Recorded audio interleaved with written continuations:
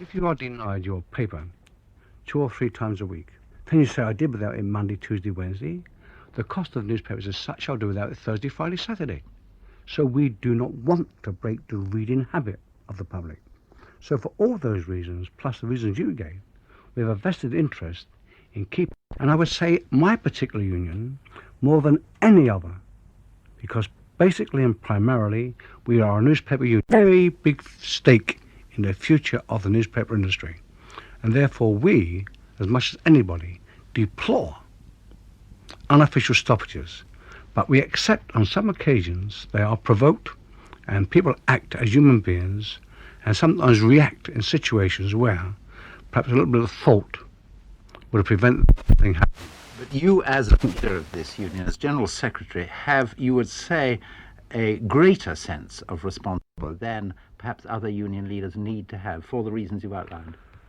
To some degree, yes. A lot depends upon the constitution of the unions involved. Now, we have a constitution that is fairly democratic, must be democratic, because the members themselves create the rules. It's not the executive or the general secretary who create the rules. Are created by the members to defend their interests.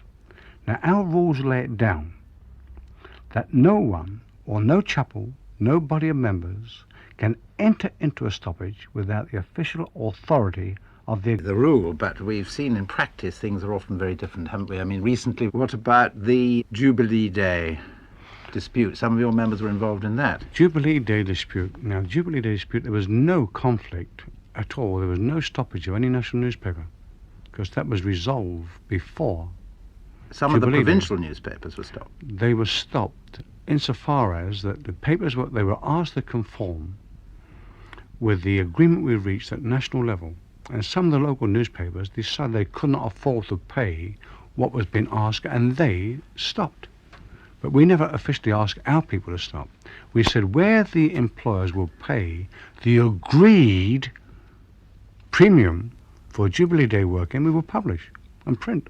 Then there was, of course, the dispute with the Times, where you eventually had to intervene very toughly indeed against your members, but not before the Times had lost a large number of copies. Well, that's true, but nevertheless, I wouldn't say that we intervened against our members, because we intervened, in my opinion, to defend the long-term interest of our members, because there had been no Times, there had been no future for those people. If that dispute had gone on, there could well have been no Times. Now, it wasn't, as far as we were concerned, the involvement of our members in the dispute with the Times. Our members were instructed, in accordance with the constitution of our union,